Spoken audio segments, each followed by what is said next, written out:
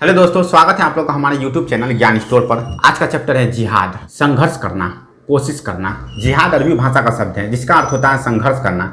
इसका मूल शब्द जहद, जिसका अर्थ होता है संघर्ष, जैसे जद्दोजहद, प्रयास करना, कोशिश करना।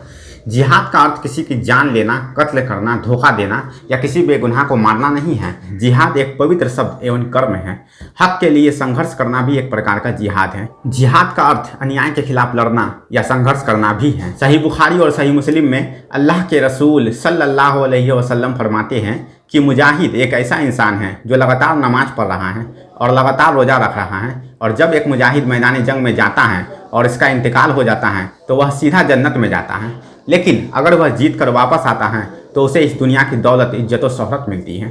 भगवत गीता अध्याय 2 श्लोक 37 में श्री कृष्ण कहते हैं अर्जुन से कि आप मैदान जंग में जाओ, अगर आप मर जाएंगे तो स्वर्ग में जाएंगे और अगर आप जीत कर वापस आएंगे तो दुनिया की दौलत मिलेगी। Gospel of Luke chapter number 19 verse number 27 में 27 में हजरत ईसा अलैहिस्सलाम कहते हैं तलवार उठाओ और गलत लोगों के खिलाफ लड़ो, इंसाफ के लिए लड़ो। कुरान सूरह 5 आयत 2 में नेकी और परहेजगारी में एक दूसरे की मदद करो और जुल्म व जाति और बुराई के कामों में हरगिज मदद ना करो। कुरान सूरह 28 आयत 77 और जमीन में फसाद मचाने, दंगा, लड़ाई झगड़ा, मार काट की कोशिश ना करो। यकीन जानो अल्लाह फसाद फैलाने वालों को पसंद नहीं करता।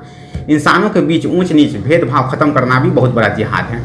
सत्य के लिए जान की बाजी लगाना भी जिहाद है। हजरत खालिद बिन वलीद फरमाते हैं मौत लिखी हुई ना हो तो मौत खुद जिंदगी की हिफाजत करती है, और जब मौत मुकद्दर में हो तो जिंदगी खुद जाकर मौत से लिपट जाती है। दुनिया के बुज़दिलों को मेरा यह पैगाम सुना दो, अगर मौत मैदान जंग में होती तो खालिद कभी बिस्तर पर ना मरता। माता पिता का सेवा भी एक प्रकार का जिहाद है। अपनी नफ्स इंद्रियों को काबू करना भी एक प्रकार का जिहाद है। गरीब, यतीम, मजबूर, जरूरतमंदों के लिए आवाज़ उठाना अर्थात इंसाफ दिलाना, और जो लोग कमजोरों पर जुल्म करते हैं उन जालिमों के लिए तलवार उठाना भी जिहाद है। कुरान सूरह 4 आयत 135 ऐ मुसलमानों इंसाफ कायम करने वाले बनो, अल्लाह के खातिर गवाही देने वाले, चाहे वह गवाही तुम्हारे अपने खिलाफ पड़ती हो या तुम्हारे माँ बाप या करीबी रिश्तेदारों के खिलाफ, चाहे वह शख्स अमीर हो या गरीब। और तुम नापाक ख्वाहिश के पीछे मत जाओ जो तुम्हें इंसाफ करने से रोकती हो, और अगर तुम तोड़ मरोड़ करोगे यानी गलत गवाही दोगे या सच्ची गवाही देने से पहलू बचाओगे तो यह मत समझना कि अल्लाह तुम्हें नहीं देख रहा है।